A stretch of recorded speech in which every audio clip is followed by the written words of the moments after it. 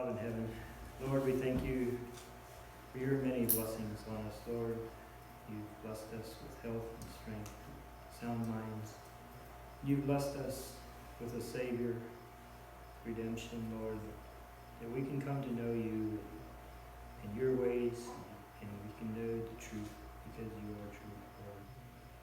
So, Father, tonight as we gather, we want to seek more of this, to know you more, to know one another more. Lord, I pray that you would be here with us, bless Calvin as he leads out. May your Spirit be among us, your presence, Father, that it could be a blessing to us and to those that we touch in the future. Let's pray this in Jesus' name. Amen. Amen. Well, it's good to see everyone that's here. It is also good to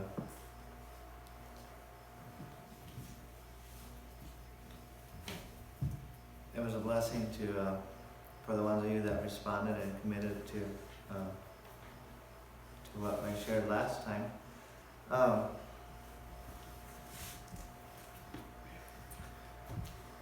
So tonight I would like to start by recapping a little bit of last time. I want to open it up to what stood out to you. What are some things you've been thinking about in this last week? And Jethro, you could just bring the mic up here and pass it around if someone wants to share a little bit. I think there's a lot that I've been thinking about this past week, and there's been a lot of late nights for me, and I don't expect that to necessarily slow down anytime soon. But it's been good. It's really challenged me, and I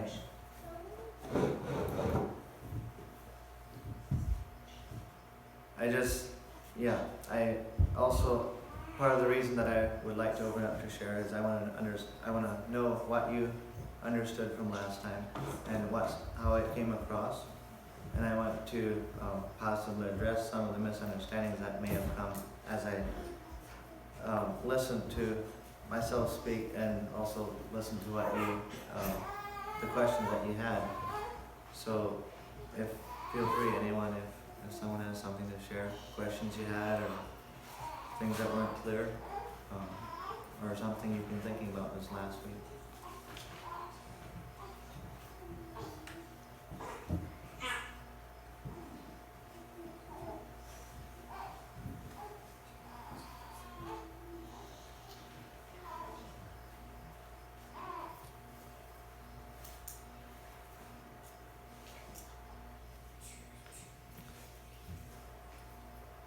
So there was nothing that stood out to you?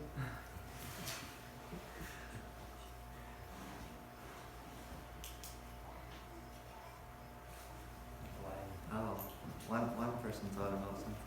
That's good. Well, the hardest part. Okay, well, I was thinking about different things, but one thing that I wasn't sure if I wanted to commit to join was because of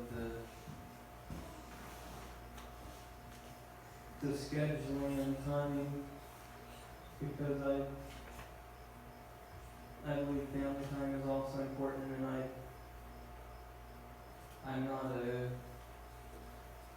don't like late nights, and especially not with a little baby. But so those were some of the things one thing that I thought about, and I don't know how it's gonna go.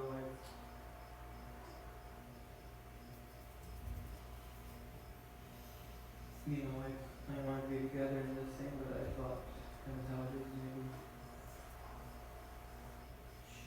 she'll have to take care of the baby. I don't know, that was one thing that was a pretty big thing to me, because in all this, I believe our families are still very important.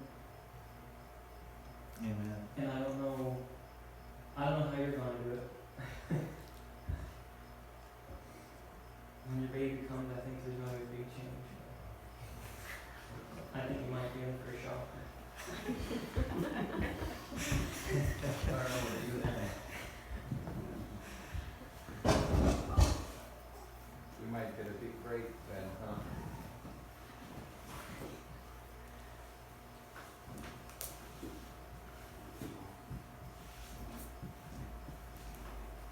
But if it is like I think it should be able to go on, right? That's what I hope. I thought about that a lot before I suggested doing this, and I'm not sure. I believe that somewhere we're going to have to set priorities, and family is one of the priorities. And but somehow God has given us life, and He's given us days, and I'm not sure how it's going to go, honestly. But I believe there's a way somewhere in this. Go ahead. If I may, first of all, I agree with Alan, but I also most certainly agree with what is written up there. If we notice, if we are not able to express ourselves, we will revert to words that are degrading, and that, in fact, probably that's 80% of the reason that ungodly people actually use cuss words and those types of things, because they don't have a way of expressing themselves in a real manner. So I think that I just thought that would be worthy, and I'm not going to go into, but I would encourage, especially some of the younger people, to look how much weight God puts on our words.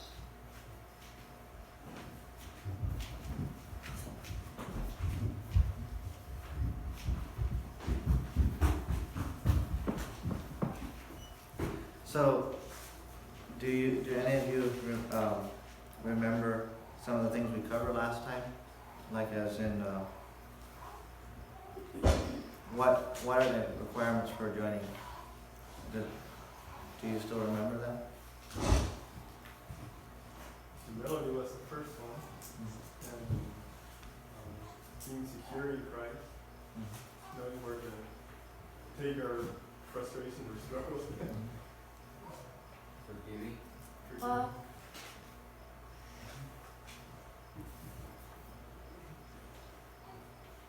And being committed. So, yeah, that's one I want to talk about, because I've had different ones of you ask questions about that. And I think commitment can mean a lot of different things, and it can mean a lot of different,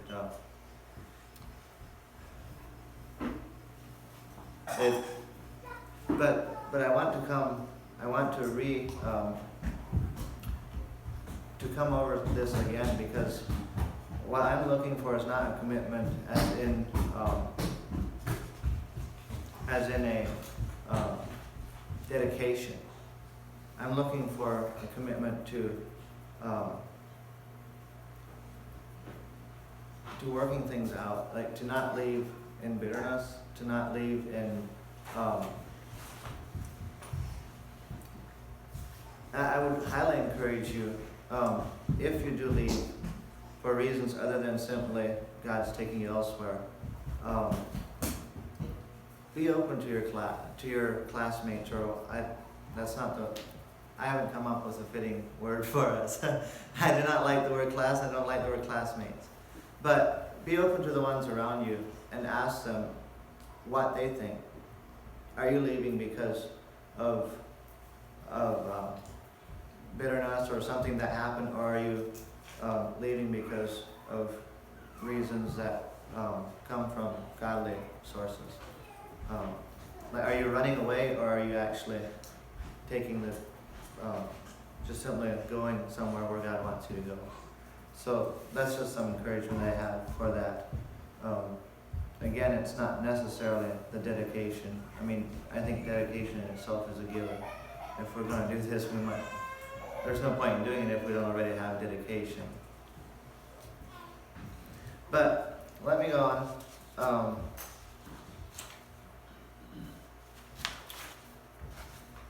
Probably one thing I would like to, can anyone give the meaning for apologetics? Or definition, right? Go ahead. It comes from the Greek word apologia, and it means to make a defense. Okay. So are we being defensive? But in a good way. In a good way. Okay. Right. So I'm gonna go ahead and go on. So first question for tonight, why are words important? And it's a big subject, and the whole thing of what I want to look at, the title is The Pursuit of Truth, and what is truth? How does it affect us? And how do we know truth? And it's far greater than what we can cover in one evening. There's many parts to it. It involves every part of our life, and so there's no possible way that we can actually really fairly address every issue or every area. We'd have to spend the rest of our lives doing it. But there's specific areas that I hope we can address in the future, and maybe zero in a little more on specific places, and study more. But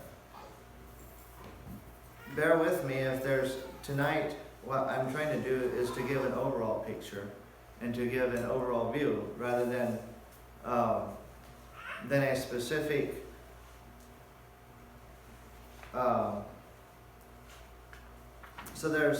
I am going to mention a few words that if some of you are familiar at all with this type of study, your minds may automatically go to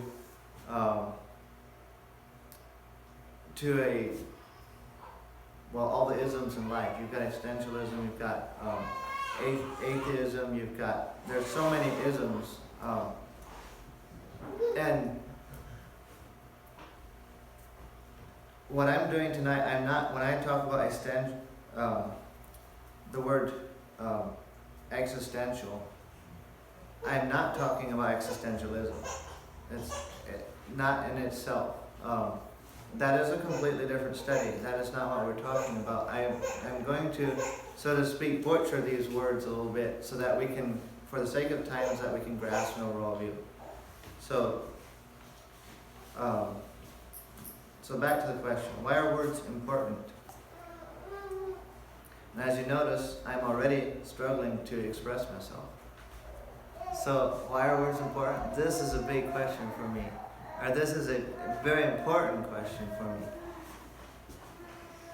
It frees us to express ourselves in some of the areas we may have always struggled to express. And I think that is a huge key to what you were saying, Wayne, where so many times I think that we think that we're not good at expressing ourselves, and we may not be, but a lot of the reasons are because the words that we know and are used to don't fittingly express what we're really going through and what we're really trying to say.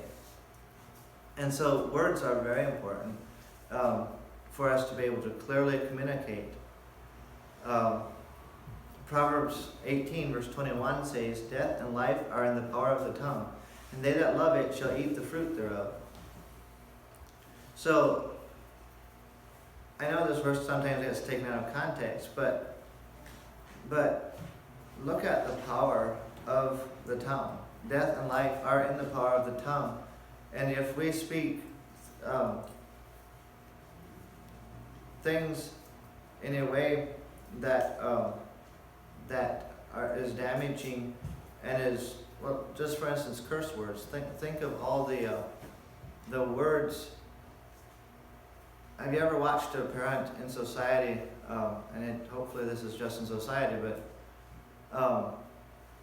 dealing with a child that's being a little hard to get along with, and all of a sudden the child, on top of everything else, dumps a big cup of milk over the whole couch or whatever it is, what are the words that come out of his mouth?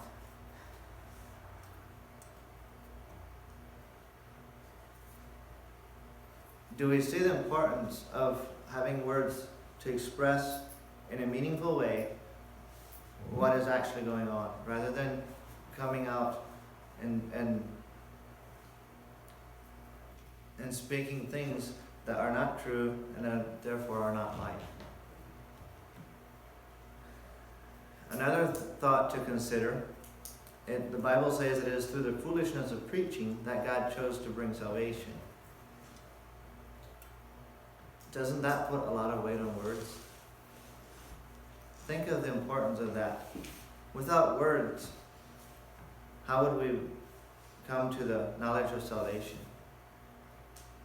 So, my conclusion is this: our words matter. It is through words that people are pricked in their hearts. It is through words that our greatest questions get answered. And it is through words that the kingdom of God becomes revealed to us. And I'd like to make a little statement here that words are not hard. Now, you may say, well, maybe not for you. But I've been one that has struggled with words a lot. Most of you didn't know me when I was in school, but I struggled with words a lot. Words often slip my memory. Names are much harder for me to remember than numbers are. I can remember numbers from roof sizes that I measured 5 years ago, but I can't remember most of the street names of those roofs. I can't remember the location. I can remember the location, but I cannot remember. I could take you there, but I can't remember the street name. And so I'm not coming from a place of being a word wizard. I'm not. But I believe that words are not hard. What often becomes the struggle for us is when we don't recognize the meaning and the value behind a word, and then we have a hard time remembering the word itself. But once we identify with the word and what it means, it sticks. See, a street name is just a street name. It has no meaning to us.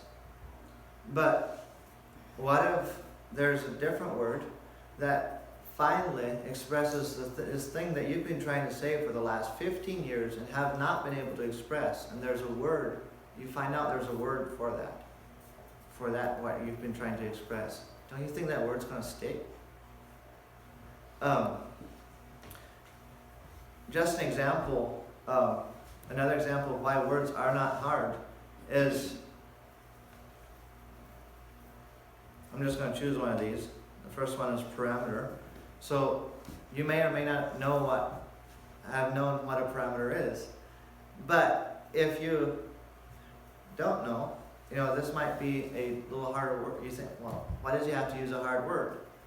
Well, I would like to argue that this is not a hard word. This has a definition and a meaning. I have a question for you. When did you first learn the meaning of the word confusion? How old were you?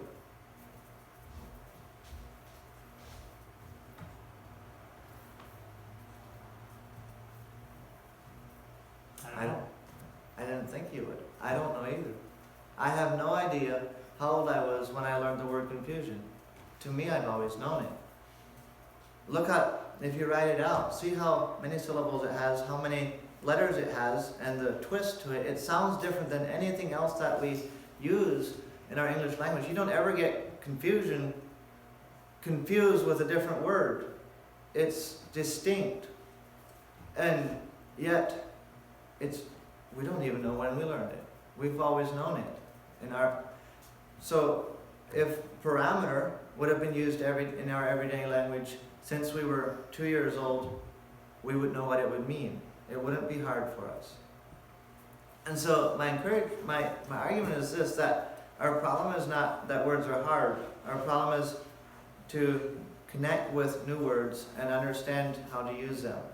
And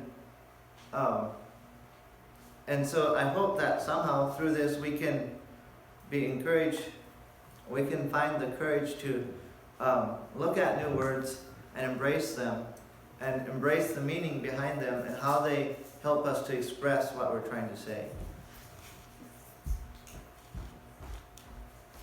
So let's look at some of these words that I sent over in our on the group chat. The first one here is parameter. It means a numerical or other measurable factor forming one of a set that defines a system or sets the conditions of its operations. So the way this word relates to how I'm going to use it tonight specifically is it's a measurable factor forming one of a set that defines a system or sets the conditions of its operation. And this relates very specifically to truth, and we'll look at that a little bit later. Next word is logical. The definition for logical is of or according to the rules of logic or formal argument. Characterized by or capable of clear, sound reasoning. Then we have empirical. So now we're really going off into words that we didn't know existed. The meaning of it is based on, concerned with, or verifiable by observation or experience, rather than theory or pure logic. So, can we understand the definitions? Are we getting what it's saying?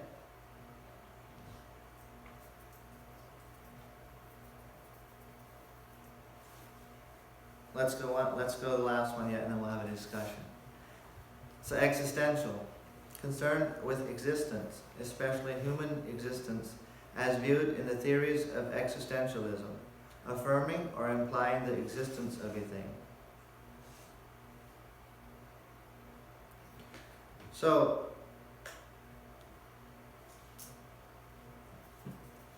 let's have a bit of a discussion. What is it that we understand about these words, and what is it about these words that we don't understand? Is there some of these it takes a second look, and it takes looking at it closely to understand what it's trying to say.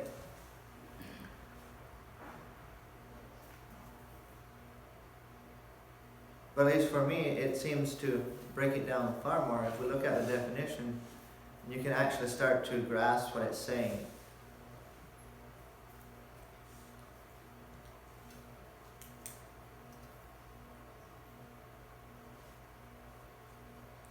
So is there anything in the word parameter that we didn't understand?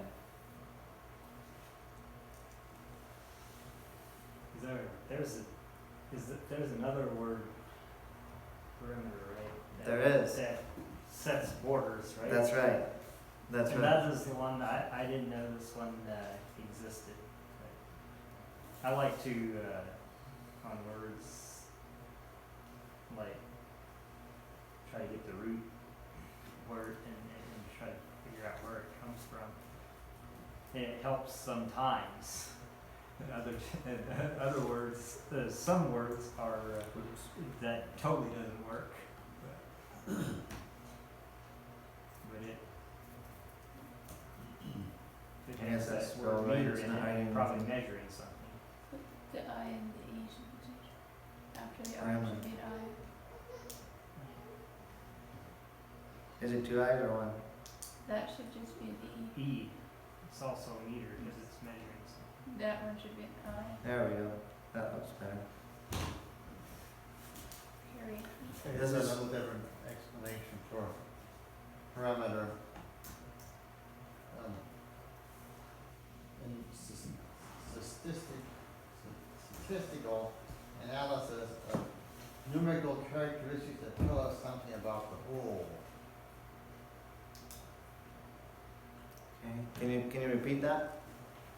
Statistical analysis of numerical characteristics that tells us something about the whole. Okay. bring different parts together and get the whole picture. Okay. And that was the word perimeter, right? Yeah. Perimeter. Okay. That's very interesting. What did the rest of you find? Did you look it up? Where did you send these to? I had sent it on the group chat. The just the Rosebush brother. Okay, I don't think I saw it. Let me see, I think I did. I know you, Yeah. I know you. Oh, did. parameter I had not. Why did you look up the word parameter? This is on the next. Oh, there it is. Here, it's on the second page, or the last page. This is just the printed version of, and by the way, we have copies for, probably, it should be enough for each of you to take home if you want a paper copy of it, but, here it is on the last page, it's parameter. There's a list of words to study for this specific session. So there was no one else that looked that word up? Okay. So the word perimeter is it's like the boundary of a shape, is the best definition I can give it. There's more to it, but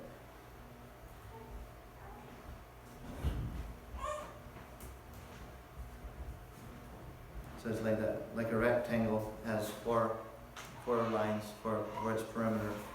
It also is, there's more definitions to it. So logical. Of or according to the rules of logic or formal argument. Characterized by or capable of clear, sound reasoning. Did any of you guys look that up? I didn't see it, but Yeah, sure. for some reason I didn't list it. So is there anything about this word that we don't understand? This is maybe a word that we're more used to.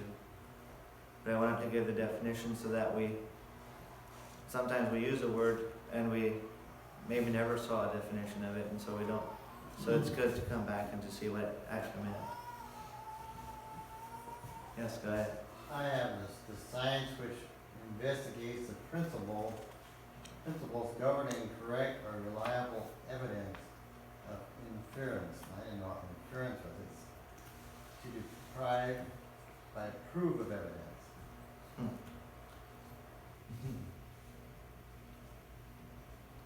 Derived by proof of evidence. I'll say it correctly.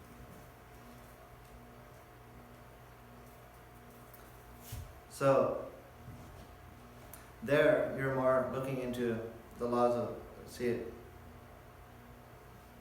or according to the rules of logic. So there's actually a laws of logic that we'll look at very briefly tonight, but there's that in itself is a complete subject for another evening. But you're right. Your definition is correct. That's very good. I tried to take these and to bring them as simple as we can so that we can actually get what's going on. Couldn't it also, practical reasoning, could that also play into it? Mm-hmm. Sound reasoning is a huge part of logic. You have to be able to reason with. So when the Bible says, "Come now, let us reason together. Though your sins be as scarlet, they shall be white as snow," He's actually asking for a discussion on this. Let's come and let's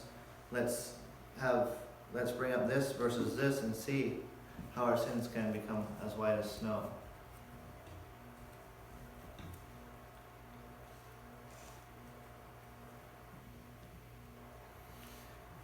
Empirical that may be one that we're not as used to.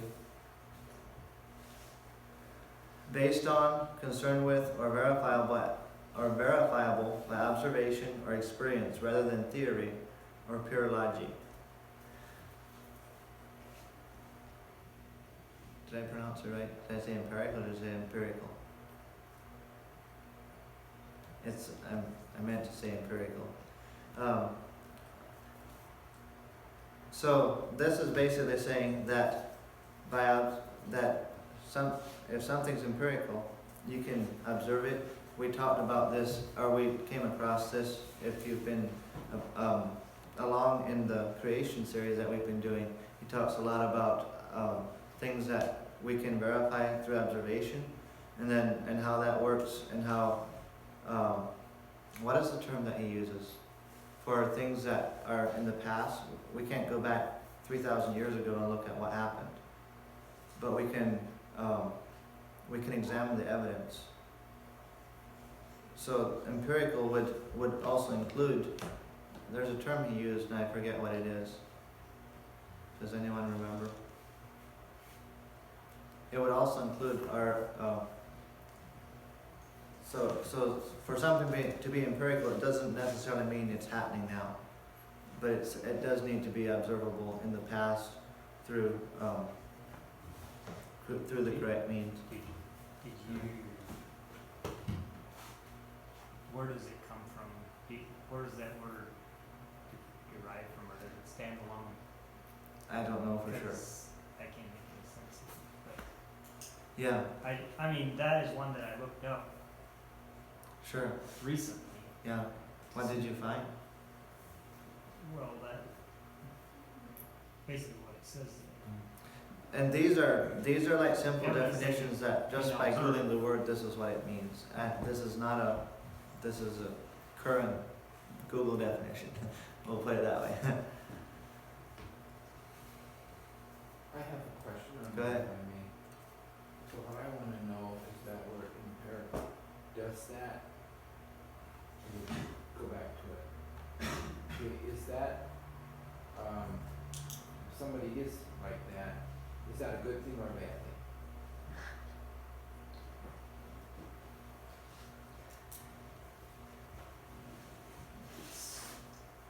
This is, So I think empirical would not be necessarily as much a state of being as an adjective which it describes. So like you would use it like something is verifiably true. It would be empirically true. By the way, there's no dumb question. And if some of you end up always sitting in the back, I'll probably ask you to sit up front next time. And that is not a threat.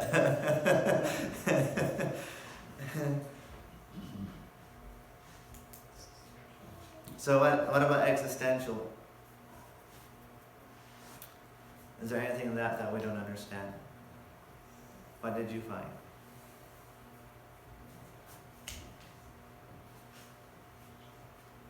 And if you did look up the word, what does it mean to you? Do you know what it means?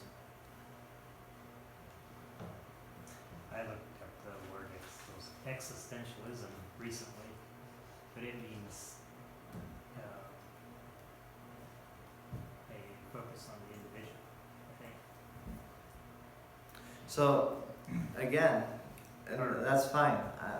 But again, I want to make clear that this existential is not it's existentialism is a theology. Existential in itself is not a theology. It's simply a word that can be used in various ways. And so, the only thing that I see, well, I mean, it comes from the same word, but it means existence. So, or like in the now, and so I'm just putting those two together Right, in my mind right now. right. Yeah. Well, that's good. Can you explain what existential?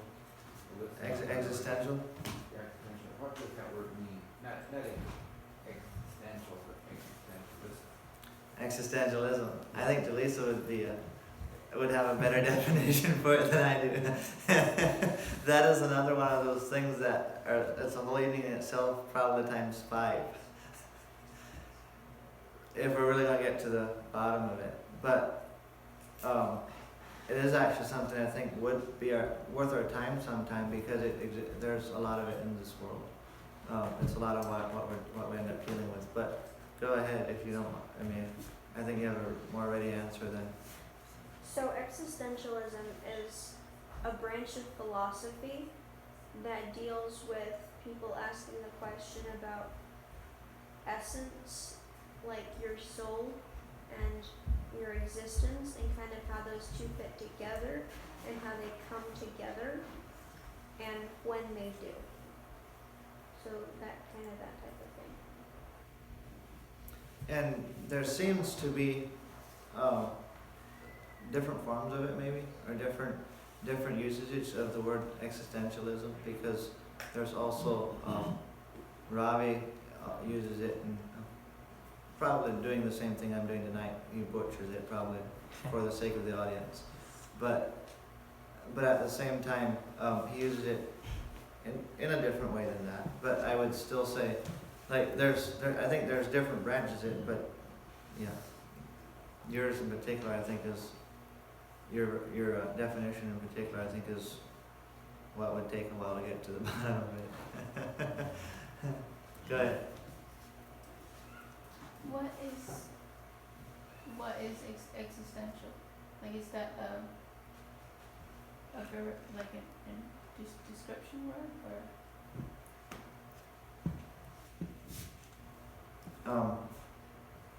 Let me think about that a little bit. like in what context would you use it? It is also an adjective in the context that I'm talking about. So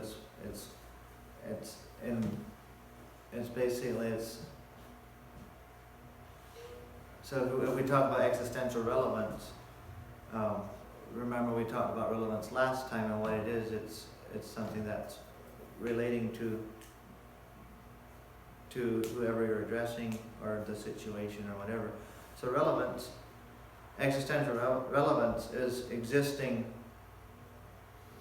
It's something that exists right now. It's something. Let me think this through.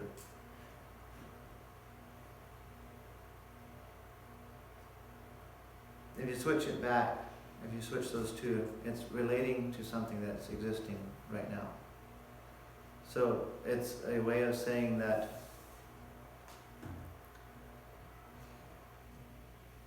this is an existing conversation, situation that you're addressing. The relevance brings relating to that. Does that make sense? Is it? So you're basically saying like this problem is existential? Like it's something that's here right now? I mean, like, I'm just trying to figure out how to... Right. So, that would be a very simple form of using it. It affects us in the now, Right. something like Right. See, this is the importance of words again. I'm struggling to explain this. I'm really struggling to explain it. So, do we have anything more? Go ahead. Well, the way Ravi uses it, and you know, I found it, but it's a little bit hard to explain everything exactly, but what I found on it, but it's a philosophical theory or approach which emphasizes the existence of the individual person as a free but responsible agent, determining their own development through acts of the will, and they define their own human findings, finding their own meaning in life. Whatever they determine is right, that's what's right. Not the Bible or others' experience or anything. Now you're on to what where I'm wanting to go. Now you're on to where I want to go. That's very good. They determine what's right for themselves. That's nobody else's business. You know, you're free, you're on your own, you're responsible, but you gotta choose what defines you. Isn't that? That's the type of existentialism that I want. I'm going to address it a little bit tonight, but it's why we're looking at this word. But existential itself doesn't, like, just the simple definition is, as given in the dictionary, would be closer to this here. But but I like the study that you did on that. That's really good. Would it be as essential to our existence? Would that be like things pertaining to the essentials of our existence? Yeah, I mean, I think No. that's definitely part of the definition of it. Let me just make sure we go there.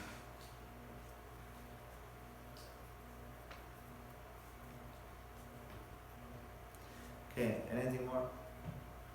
Does that make sense?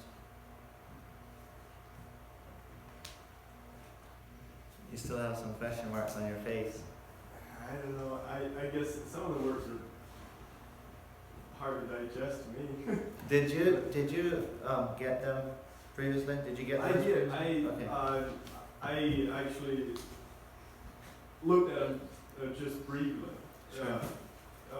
today, Sure. but I didn't really do an intense or a deep study on the word or take. I think I could have gotten a little further if I would have had a little more time to write some things down. And by the way, I highly encourage you, if there's things like this that you're struggling to understand, we only have so much time. If, depending on what the evening's like, we only have, like tonight, I'm trying to get through this, so we only have so much time to address this. But if you're struggling with this, find someone else here, or, I mean, I'm willing to go with you through it as well, one-on-one, but I'm also more limited in time, and I think that's where studying together comes in, is find someone else that you think might understand it, and ask him if he would be willing to go with you through some of this, and discuss it. I think that's a very healthy way of studying.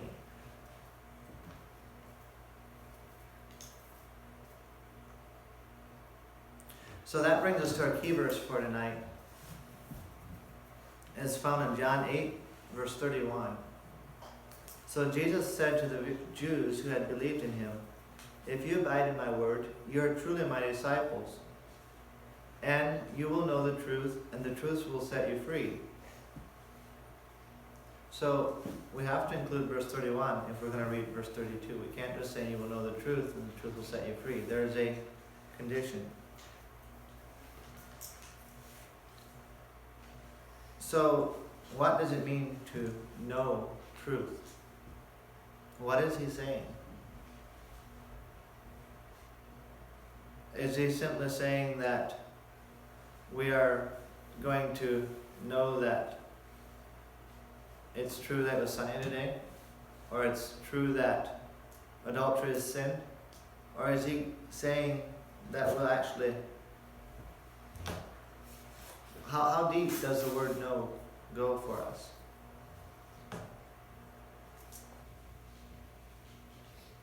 I think it's a very profound word. If we think about some of the other places in the Bible where it's used, the first place I can think of, it says, "And Adam knew Eve." Why does it use the word know?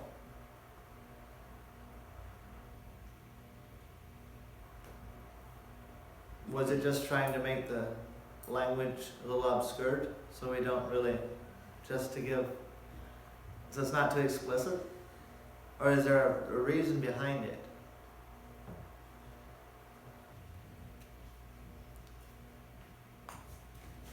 I think knowing something is the same way as Jesus used Christ, his relationship with the church. He likened that to a marriage relationship. And if we think about it, the beauty of being known inside and out by another person Like to actually know not only our physical bodies, but knowing our hearts, knowing our souls, knowing the other person's hearts, knowing their emotions, knowing everything about them. It is an all-encompassing word. So it takes everything in. It's a word that uncovers a tremendous amount of things that on the surface, see, you can look at this pulpit and you say, well, you know what a pulpit is. But do you know what I have in here? Do you know what book's on here? Do you know what's laying down here on the shelf? To know something, you have to open it up. You have to. Can you go back a little bit? Sure. Forward or back? Well, I don't know what happened there. Hey. I looked at the word abiding a word.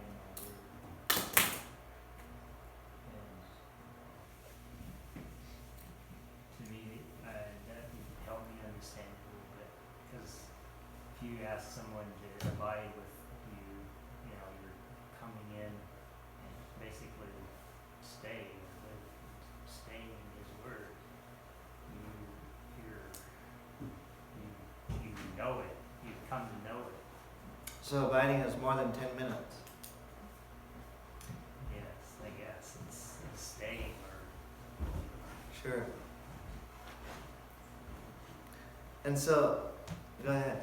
That's what I was looking at. I'm just wondering if in the Greek, if the word abide and know are maybe coming from the same root word, because I think they're really close together in their meaning.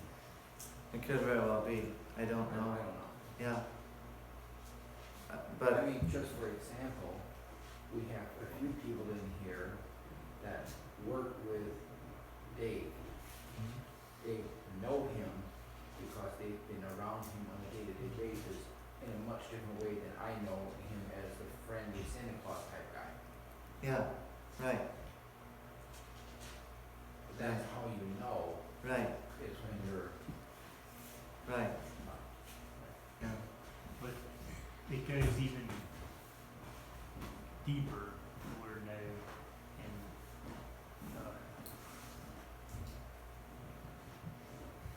then in the Bible, the way it's used, like you were explaining, that caught my eye, and that Sure, yeah, I started going there, but yeah. it's something that is empirical evidence. It is.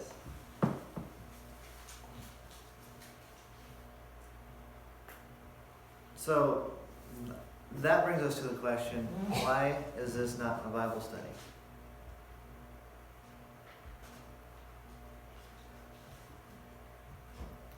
Why didn't we just come in here last time and open the Bible and start reading in Genesis and go from there? And why didn't we do that tonight?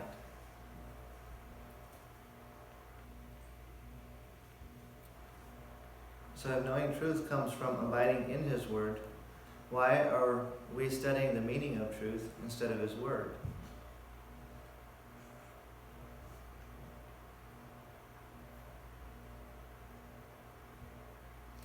The answer to that is this.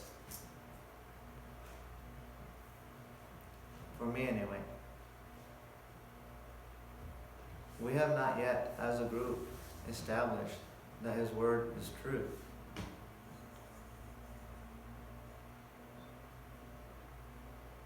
And what I mean by that is we've heard from our youth up that His Word is, that the Bible is true. But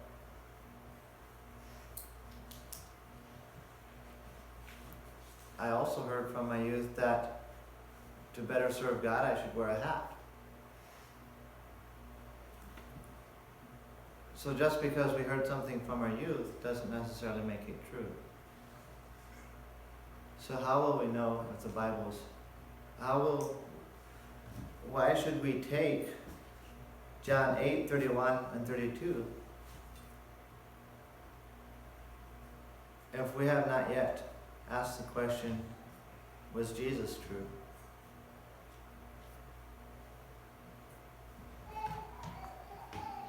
But that brings us to yet another question.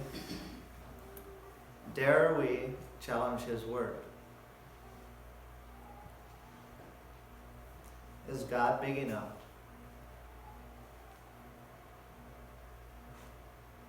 Is he strong enough? Is he secure enough that we can ask him hard questions, that we can examine him? Is he true enough? Is he non-contradicting enough that we can ask him, that we can examine him and know if he is true or not, and if his word is true?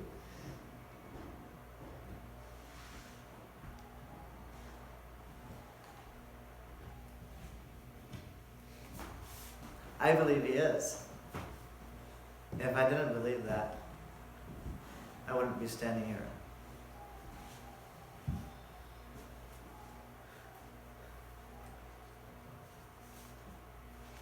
Well, maybe I would. Would we be willing to go a different route if it were proven to us that the Bible's not true?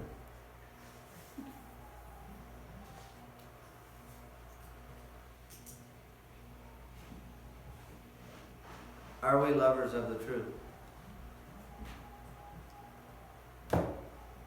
Well, those are some really tough questions, maybe. Maybe we've never thought about that before.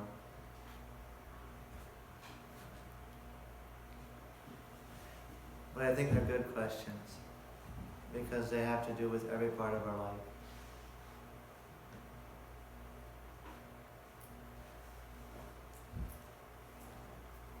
Are Jesus' words true?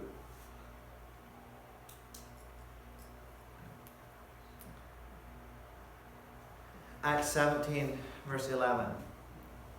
Actually, starting in 10. As soon as it was night, the believers sent Paul and Silas away to Berea. On arriving there, they went to the Jewish synagogue.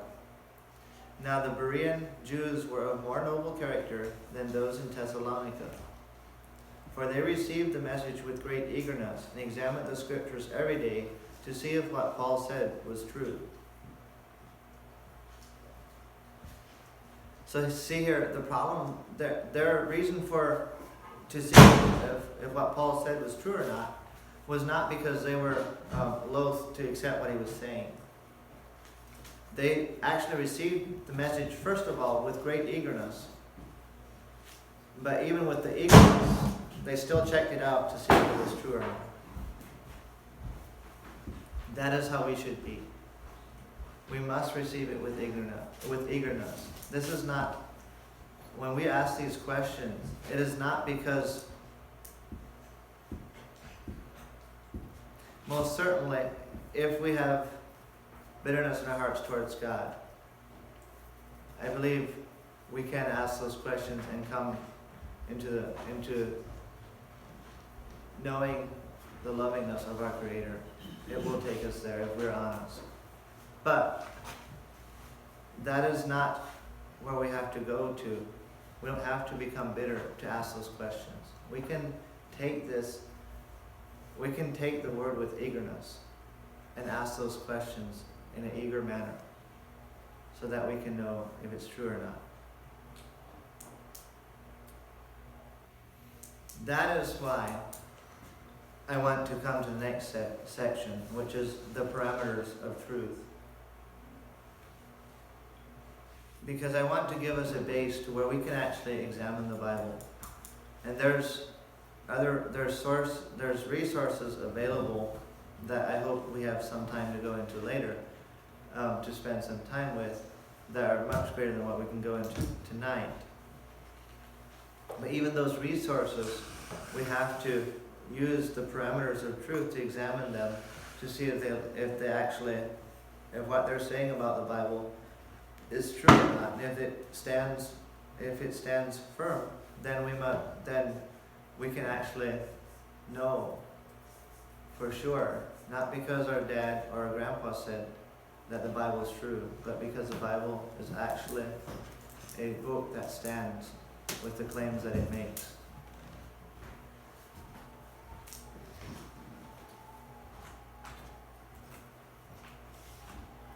So let's go back to, so now we're going to use some of the words that we just got done studying. So there's 3 parameters of truth. There's logical consistency, and then there's empirical adequacy, and there's existential relevance. But these parameters are not reversible in order. You have to start with logical consistency before you can go to the others. So let's look at logical consistency. So that starts, a simple definition is the laws of logic. And the laws of logic are basically 3 things. It's 3 different laws. There's the law of non-contradiction, it's the law of the excluded middle, and the law of identity. The law of non-contradiction says that if a statement or belief is to be considered logically true, it by nature cannot contradict itself.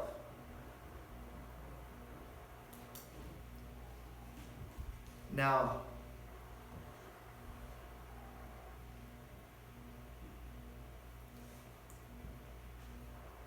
it cannot, so if we make a statement, let's say for instance that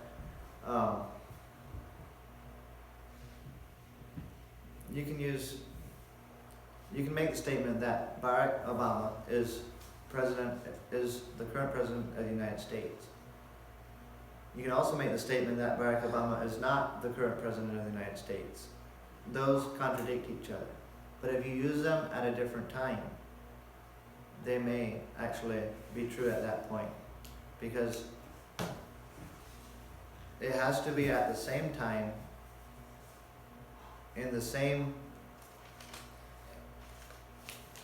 the non-contradiction it's talking about is we have to define whether it's at the same time and with the same meaning. If you would have used the word or the statement that that Barack Obama is president of the United States, if you would have used that in 2008, you would have been correct. If you use it today, you're wrong. You understand what I'm saying? It's not necessarily contradicting if it's used in the right context, in the right time.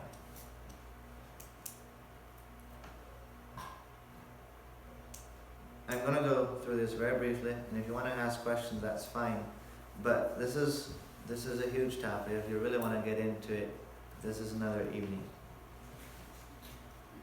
The law of the excluded middle, as an example of this would be, maybe, I'm not sure, let me think about this one. I'm wondering if I have my notes jumbled again.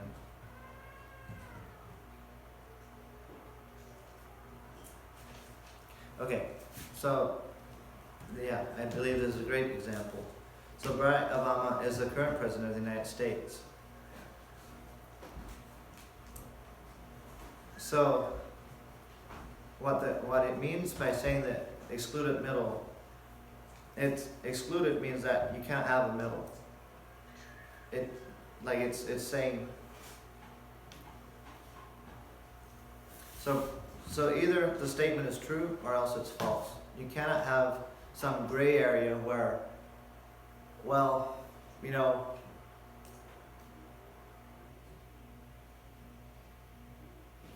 so if you're of the belief that he was very good for the country, you could say Barack Obama is the current president of the United States and he is a very good president. So if that statement were true in any sort of the word, that he was a good president, that is according to how you see things, obviously. But if that statement is true, it does not mean that the whole statement is true. We cannot say that if I would walk up to someone and say, Barack Obama is the current president of the United States, and he's a very good president, if I did that today, it would still not be a true statement. Because there's part of that statement that's not true. Therefore, the whole statement cannot be true. And just because there's part of it true does not mean that it is a true statement. That is very, very important when we look, if we examine how the devil came to Eve. See, that is exactly what the law of the excluded middle is talking about. See, part of that statement was true, but not all of that statement was true. Therefore, it was not a true statement. Does that make sense? So in order for something to be true, it has to be true all the way. It cannot be partially true and still be true. And then the law of identity is very simple, but it is very profound and foundational. It's simply that truth must be true. And sometimes, as simple as it may be, we forget that.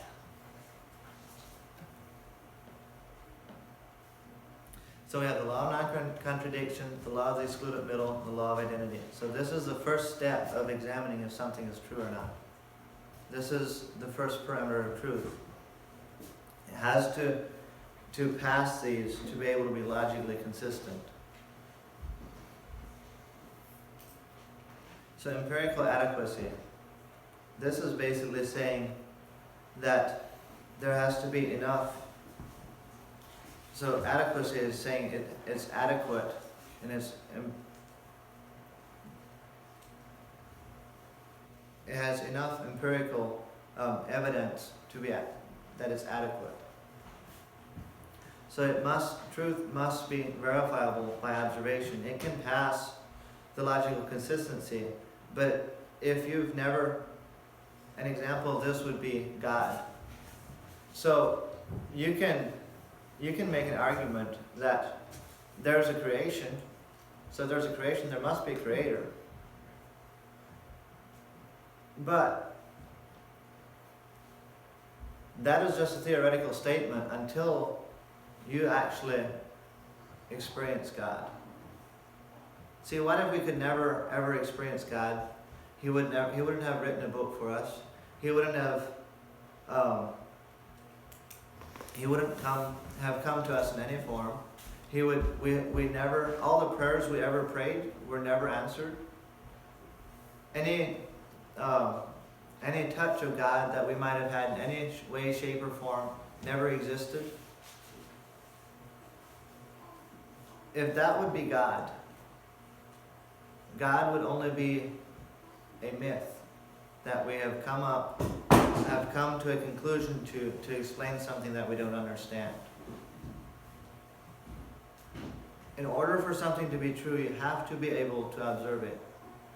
You have to be able to have verifiable evidence of what's going on.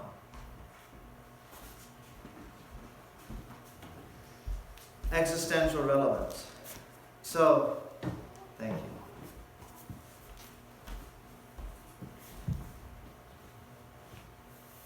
you.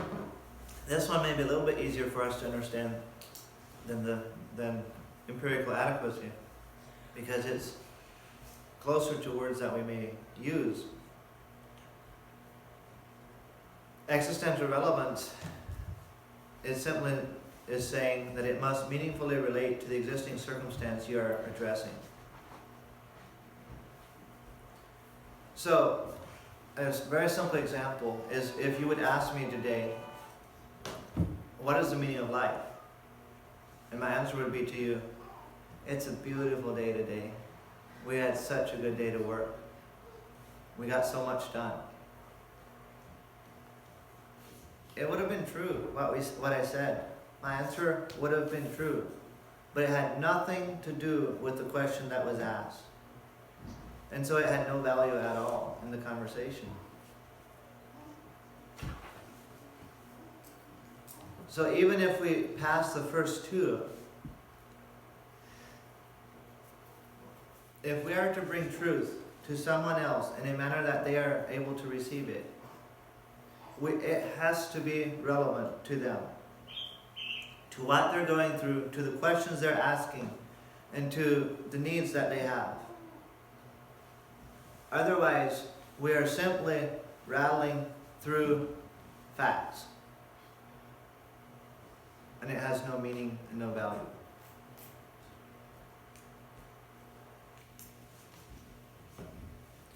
This is a very brief breakdown of it. Be blessed. Does this do you have any questions, or is there anything we need to clarify before we move on?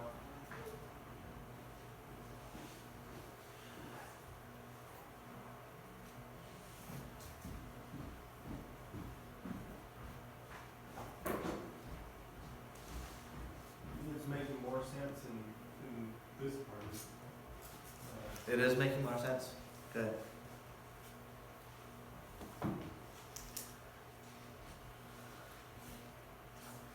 So what are some things that can keep us from knowing the truth? And this is specifically from a Christian perspective.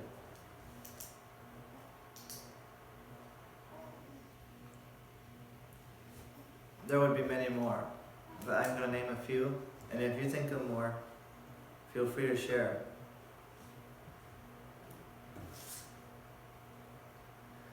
One of the biggest reasons I can see would be fear. What was the question again? What are some things that can keep us from knowing the truth? And this is specifically from a Christian perspective. From knowing the truth as in truth from a Christian perspective.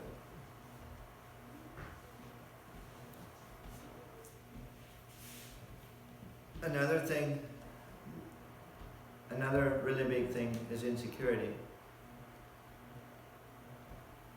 And what insecurity does is it clouds our judgment. It's always wavering. And it lacks ability to have a clear direction. Now it can also come across in a more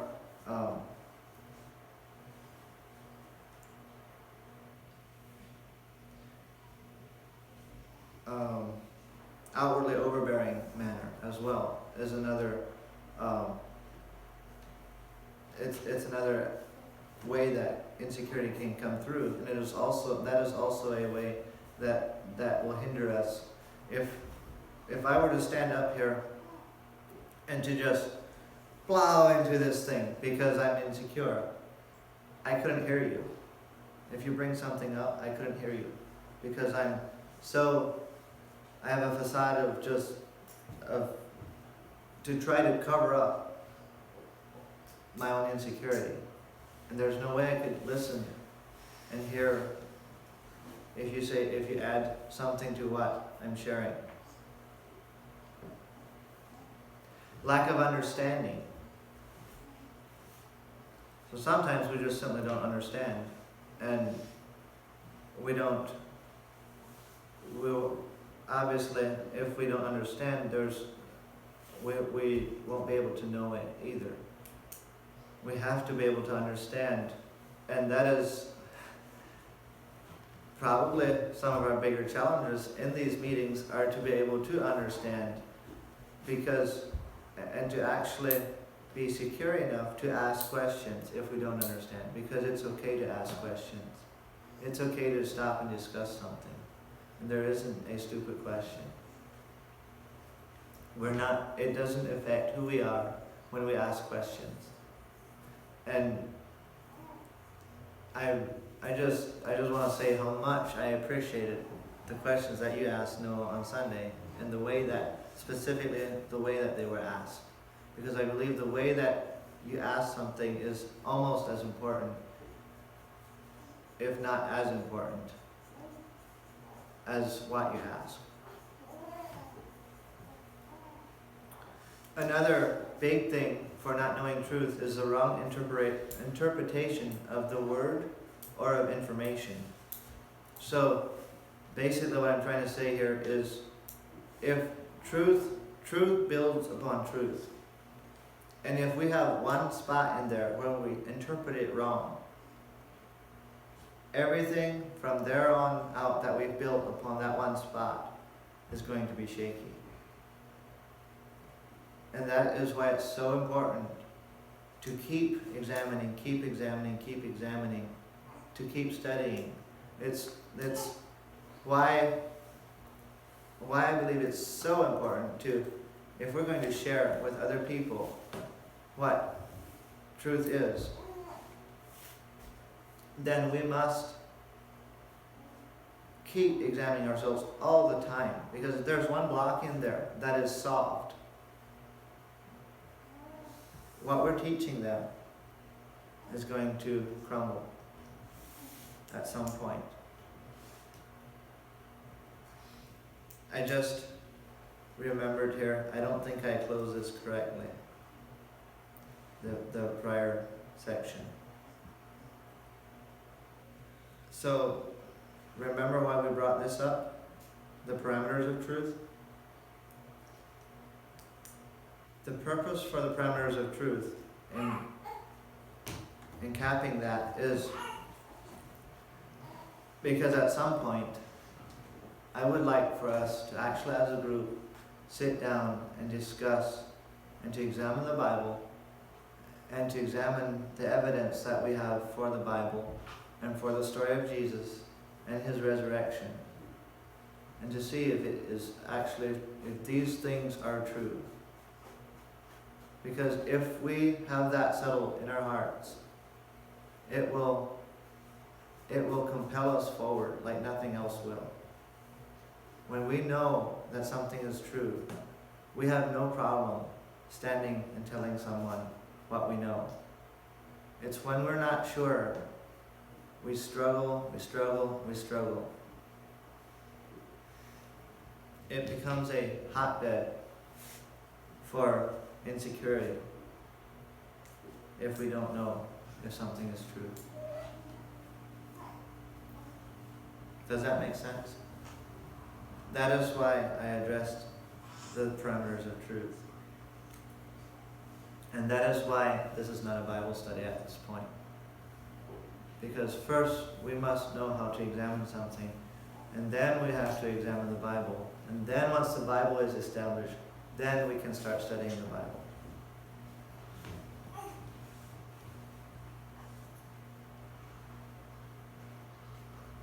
So back to where we're going. Another thing that definitely clouds our ability to know truth is sin. Sin in our lives will directly impact our ability to know truth. It will affect how sensitive we are to evidence and presented arguments of truth. Sin tends to create personal agendas that in some way pads the sin and makes it safe. So what I'm saying here is that a lot of the time when we have personal agendas, it's a way to pad either sin in our lives or a stand that we're taking that we're trying to protect. We're protecting something.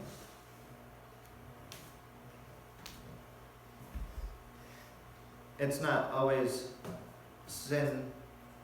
The core of it isn't always sin in and of itself, but it's still, but in this context of what I'm saying right now, sin does get protected by personal agendas. If we are to know truth, it is important that we remain in tune with our personal lives and to deal with weaknesses or sins that we may have. That is a very important thing if we are going to be lovers of the truth. So now, I want to come to a question that I hope becomes very, very dear to us. And it's a very simple 3-word question. Is that true?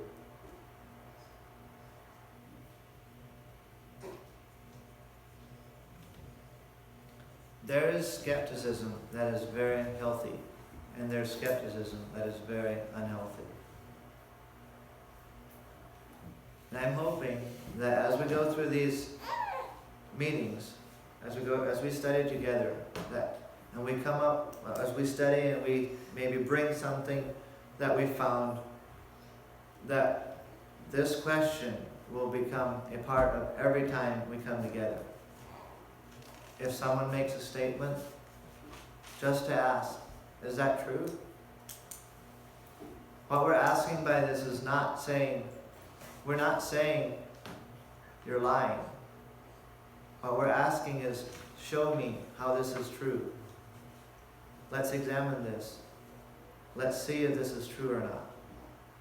And as we do that, it will expand us in ways that I believe we're going to be amazed at. It will greatly help in how we share with other people. Because I think oftentimes what we struggle with when we share the gospel and they start coming back with all sorts of reasons for what they believe,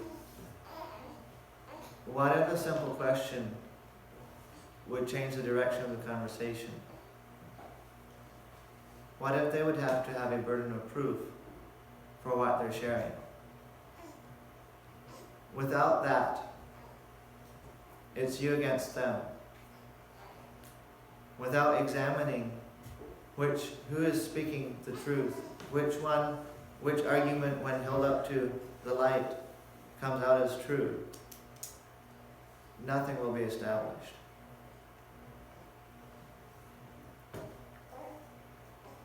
So I don't know why this completely,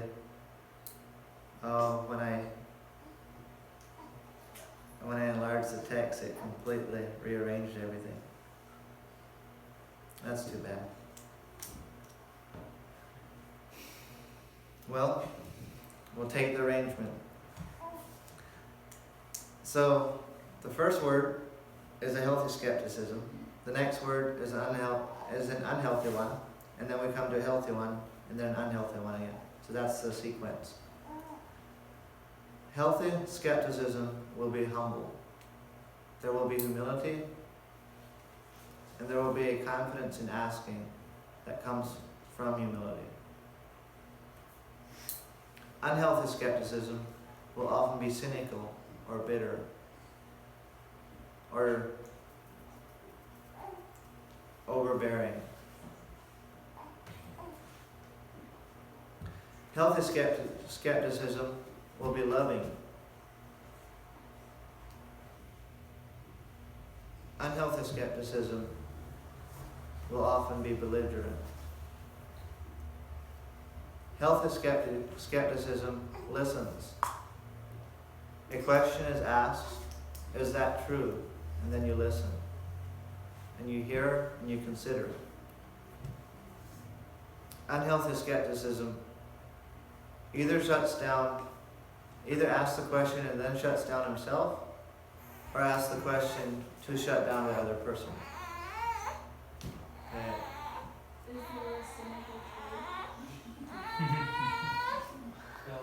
It's not spelled right. Why did it underline that if it's not even in edit mode? There we go. My goodness. There we go.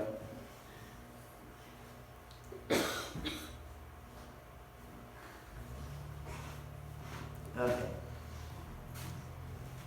That doesn't have to bother you anymore.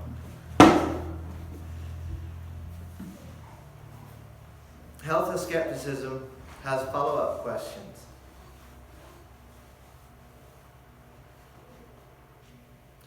An example of this is something that I shared a little bit last time and I completely got confused. I've heard it so many times, but when I go to express it, it got switched. And I completely turned a blank. But the story about when the Herodians asked Jesus if they are to pay taxes or not. And Jesus asked them for a coin, and he asked them, whose image is on this? And they said, Caesar's. And then he said, give to Caesar's what is Caesar's, and give to God what is God's. if it would have been a healthy skepticism, they should have asked a follow-up question. And this is a follow-up question. So what are we to give to God? And then Jesus could have followed up with this question: whose image is on you?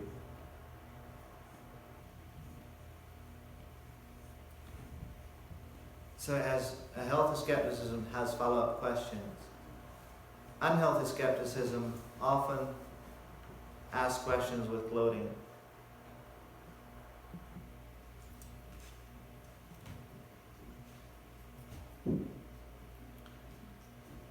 So, with that, the next part, I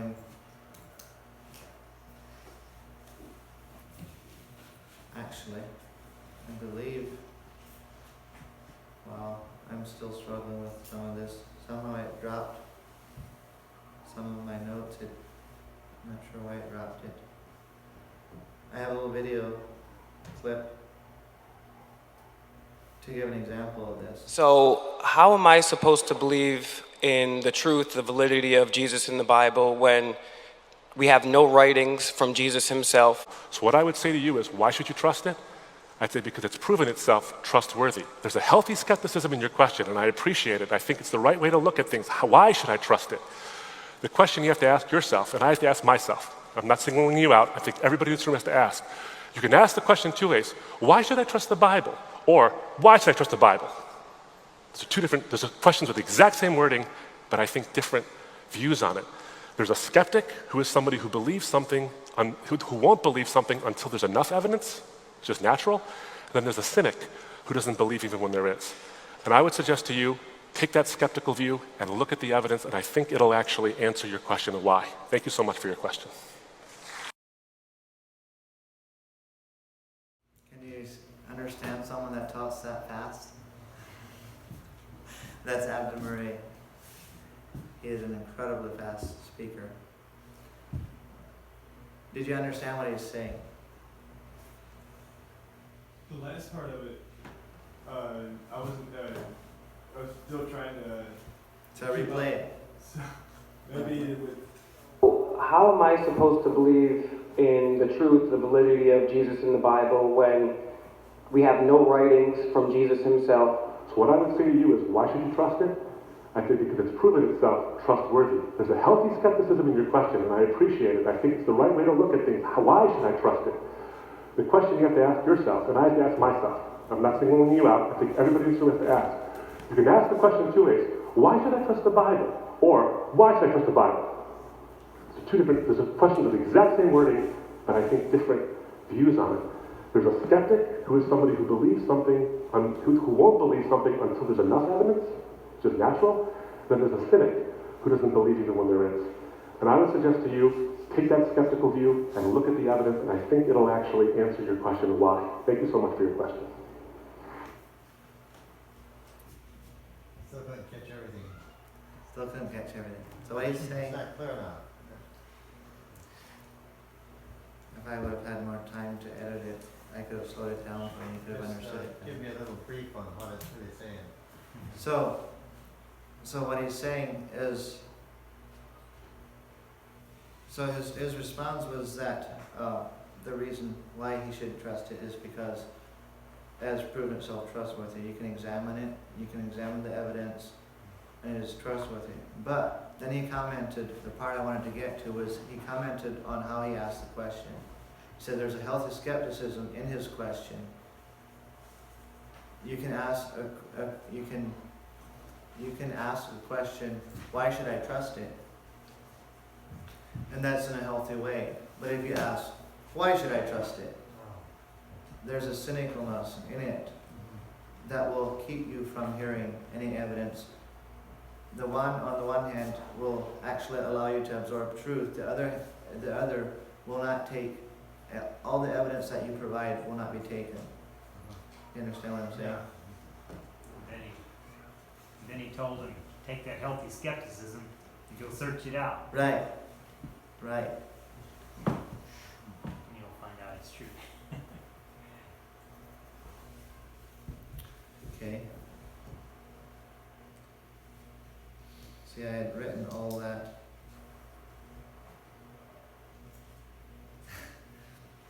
my notes were supposed to have it included in here. I had included the clauses when I was supposed to show you those videos, and for some reason it got taken out. So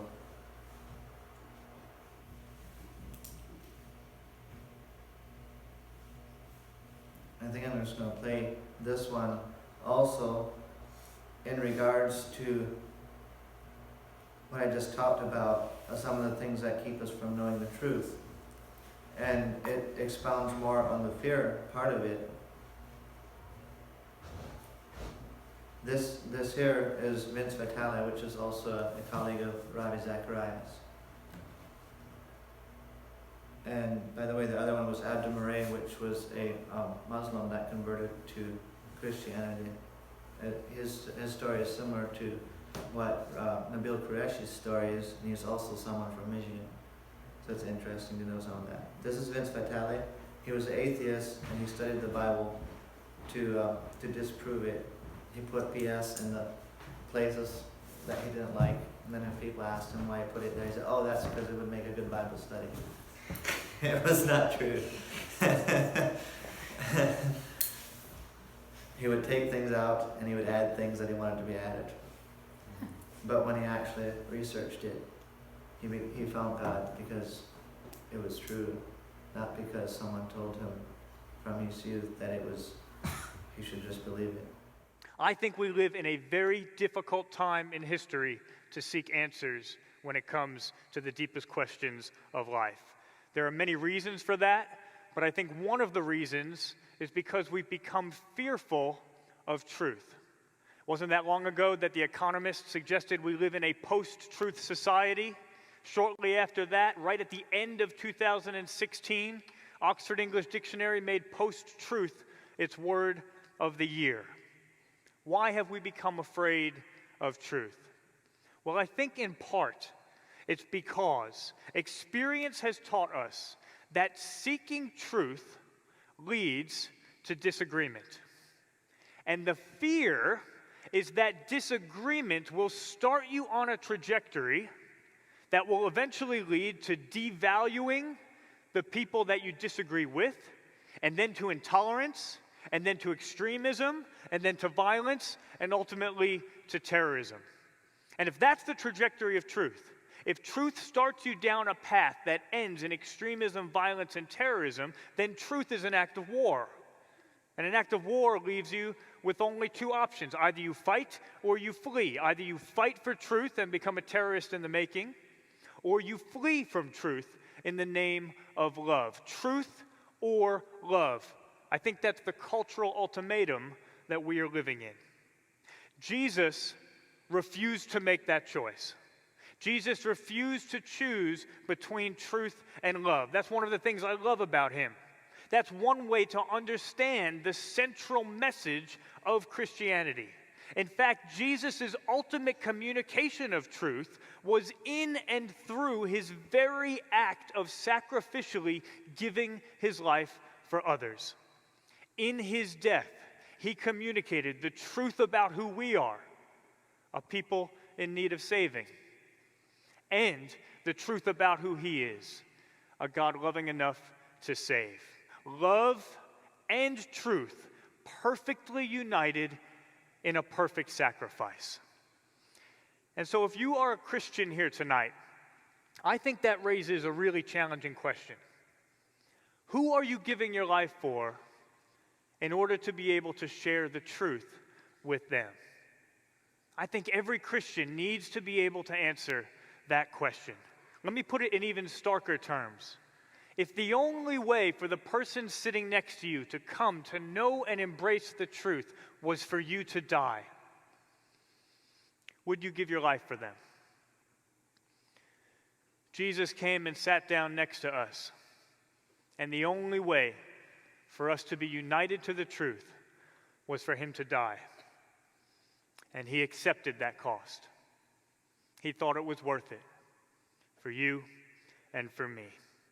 For those of us who are Christians, I think the truth of our message will not be persuasive until we love others enough to be willing to give our lives for them, just as Jesus gave his life for us. How does all of this affect our discussion for tonight? Well, it means that I'm not interested in fighting and I'm not interested in fleeing. I'm not interested in fleeing from the truth for the sake of avoiding controversy. I think too much is at stake. But I also have no interest in fighting to win a debate just for the sake of it. Is that clear?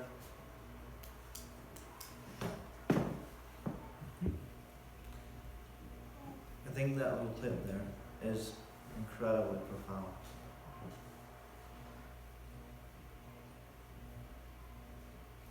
That is the reason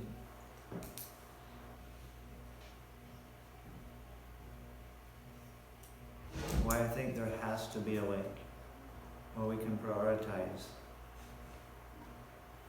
and keep our families in our priorities, but still be able to search things out and to study.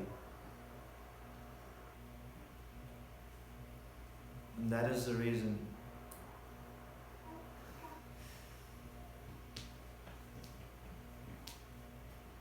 I'm not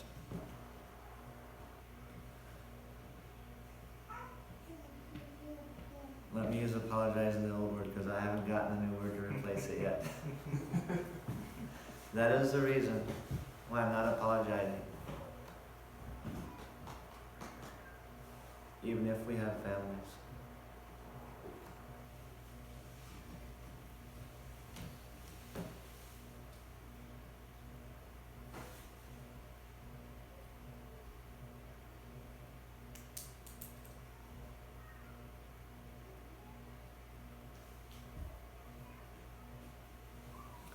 If we are to know truth, the kind of truth that sets us free, then we must examine our lives for contradictions.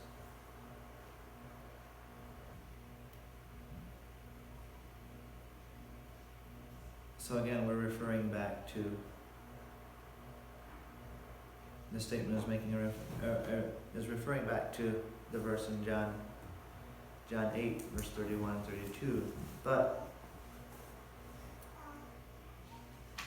basically what I'm saying here is a very simple way to keep checking ourselves if we're believing truth or not, is to keep checking our lives for contradictions.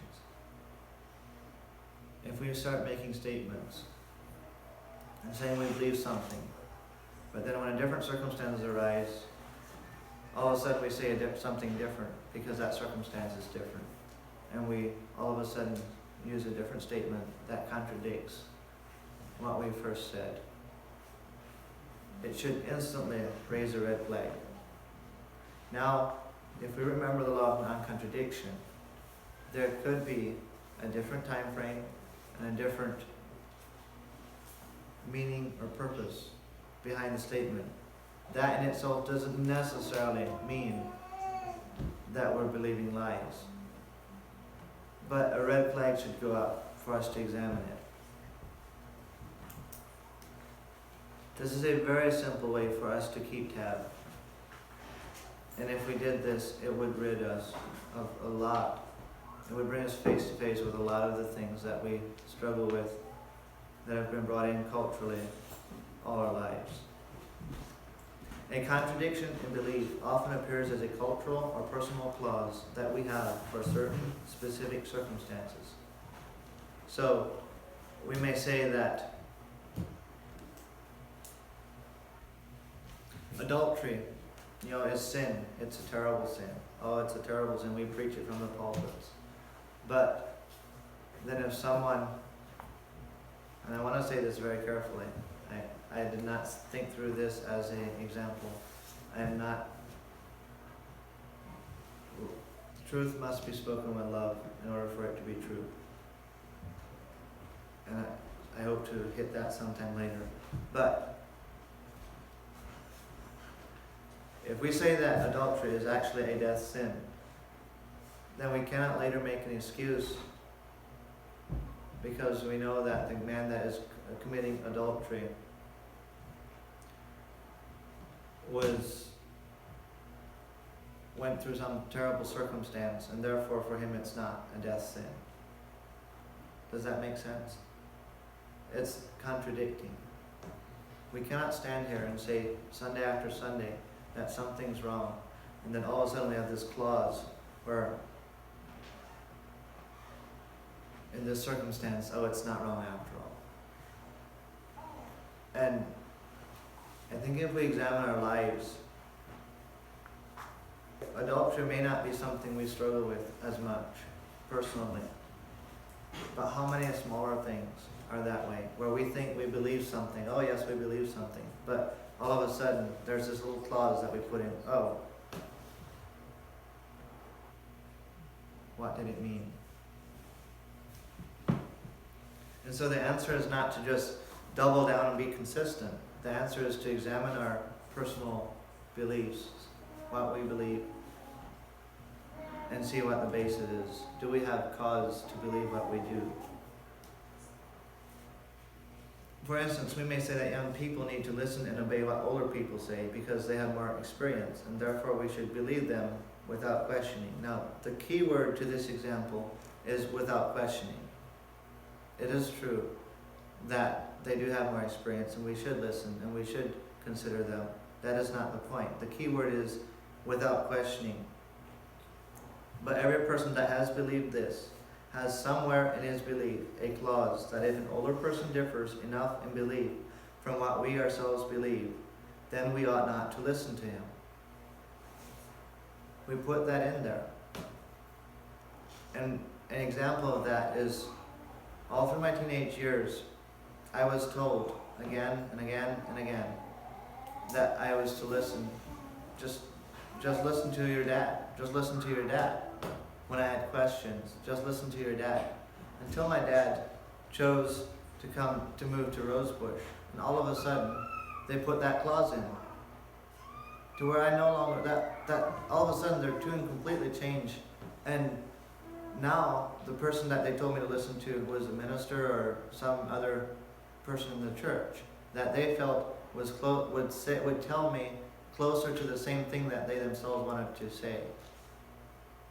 So they put a clause in there. If it were true what they were saying, they would have told me, your dad's going to Rosebush, listen to what he's saying. Do you understand what I'm saying? And we all put that clause in, no matter how adamantly we believe this statement, no matter how adamantly we believe that that we should listen to those that have more experience, we still somewhere have a clause. And therefore it isn't objective truth.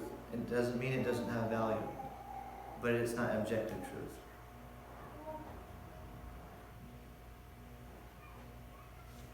And if we put in those clauses, it creates contradiction. The kind of objective truth that our lives must be, or ought to be built on, must be consistently true in order for it to be true at all.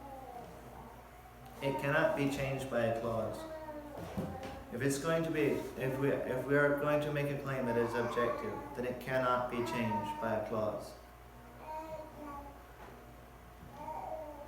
If there is even one exception to a truth claim, the truth claim will instantly be weakened by the possibility of an infinite number of exceptions. So if there's one exception, how do we know that there's not hundreds of exceptions? How do we know that not every time, how do we know that every time that we face this, we can't just simply have an exception? If there's one exception, how can you stop at one? You cannot. These sorts of inconsistency in our lives bring confusion, and I believe today's society, that doesn't make sense either, but basically what I'm trying to say here is today's society has built on a foundation of contradiction. They say you have to be tolerant, but as soon as you disagree with them, they are the most hostile and intolerant towards you. and they don't care. It doesn't it doesn't raise any flags in their mind when they do that. They do not hear an echo when you challenge them on an issue, and they all of a sudden instantly flip and become intolerant. There's no red flag anywhere telling them, whoa, why are you intolerant all of a sudden? Do we have that in our lives? When something contradicts what we've just said, does it instantly flash something? It's time to study. It's time to examine ourselves. So now we have to, we come to another part, which is, and this again is not the existentialism that Jaleesa described. It's actually, it would be very close. This is the definition that Dad came up with. Existentialism says, what I do determines what is true. Example, back to adultery. A man runs around and is unfaithful to his wife, and you tell him that this is wrong and that this is going to affect his destiny. And he turns around and looks at you and he says, what do you mean there's something wrong with it? I'm doing it, am I not? Now we think that may be a little comical in a way. But how many things in our lives seem completely okay to us? We're completely satisfied that they're true simply because we're doing it. And we've been doing it all our lives.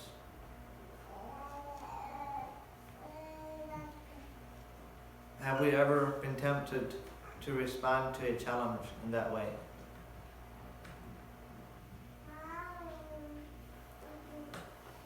There's also, that is personal existentialism. There's also cultural existentialism that goes more like this.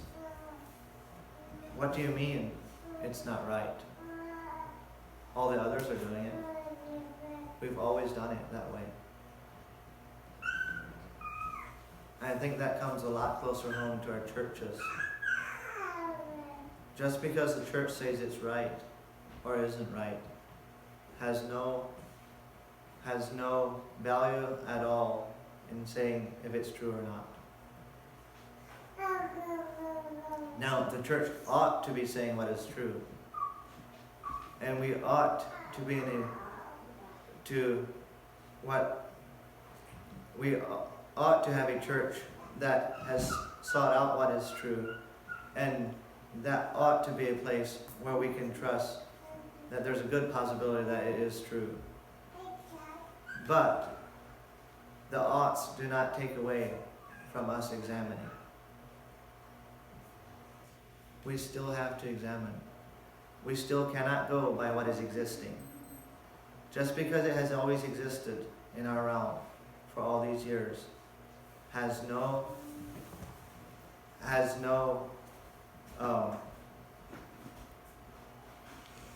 it gives no parameter for us to judge if it is true or not.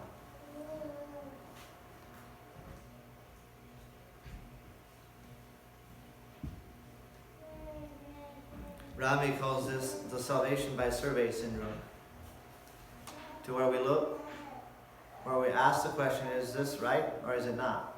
And so we look around at the people we respect, and we're like, yep, he's doing it. Yep, he's doing it. It's right.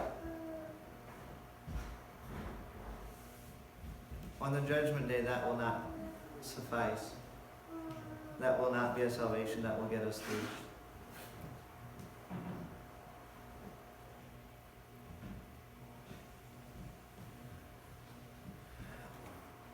So the last thing I want to address is worldview, and I'm going to address this very briefly. A worldview is a particular philosophy of life or conception of the world. So this is an area where I believe it's also very, very, very important that we know truth and that we examine our own worldviews. And this is an area that I want to study later on. I want I mean, it will take at least a whole evening to examine this. But basically, once we've established that the Bible is true, then we must also establish that our view of life is true. How we see life. And worldview is there's four basic parameters of what a worldview consists of, and those four are origin, meaning, morality, and destiny. A coherent worldview must address those four things. So in order for, if we are to see the world as it is, and if we are to view the world through truth, we must be able to answer those questions in a way that going back to the parameters of truth, in a way that passes the parameters of truth.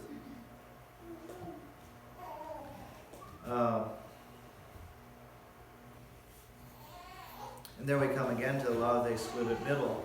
If we remember what that is, it has to be black and white. A worldview cannot have clauses, things in it that just, it may be true, but then if this happens, then we see it a little different. It has to be true or not true. And if we are to look at life that black and white, then we must also let God sanctify us.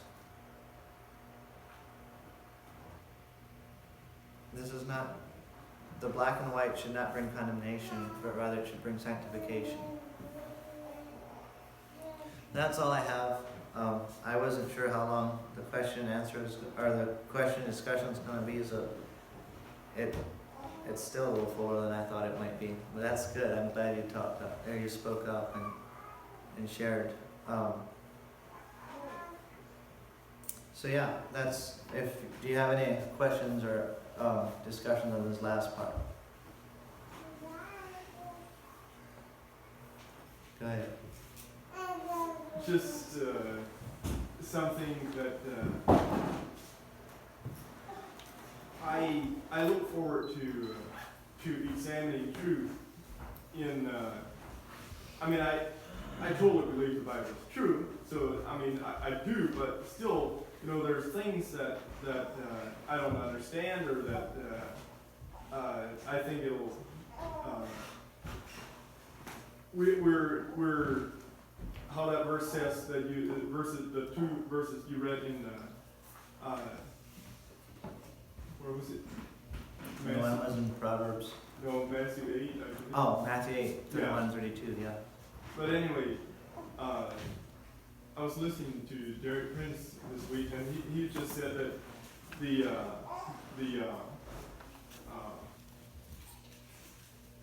Pentecostal movement, he believes it was from God, but it seems like they have very little knowledge of actual truth, even though God moved amongst them, and it's a setup for the Antichrist. Because unless we really know the truth, and God might do some things amongst us, but we need to be rooted and grounded in the truth in order to stand long term. And it just, when he said that, it just kind of popped out to me. So I look forward to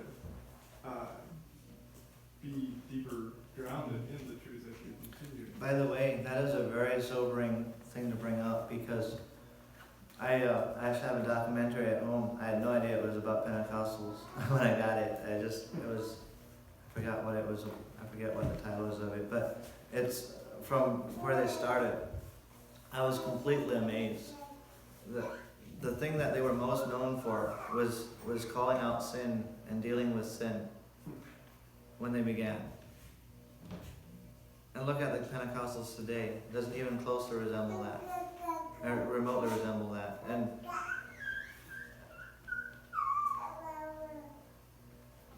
it's just interesting to me. If we're not going to, something happened. It didn't happen overnight. But something happened from where they started to where they are now. And if you look at our roots,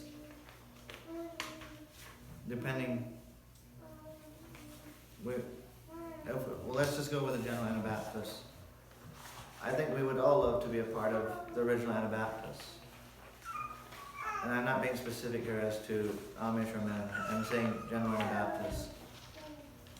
But why has Anabaptism become the day? And is it really something we want to be a part of? This kind of Anabaptism? If all of a sudden it might make a little bit of difference how hard we judge the Pentecostals. Because if we don't do something different than they did, we will end up in the same place.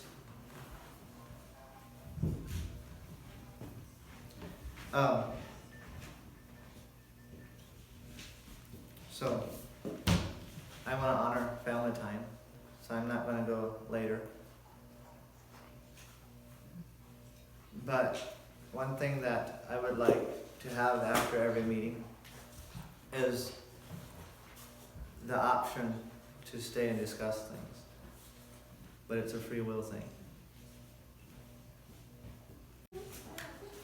So anyway, thanks for participating, thanks for coming, and for some of you, thanks for committing, and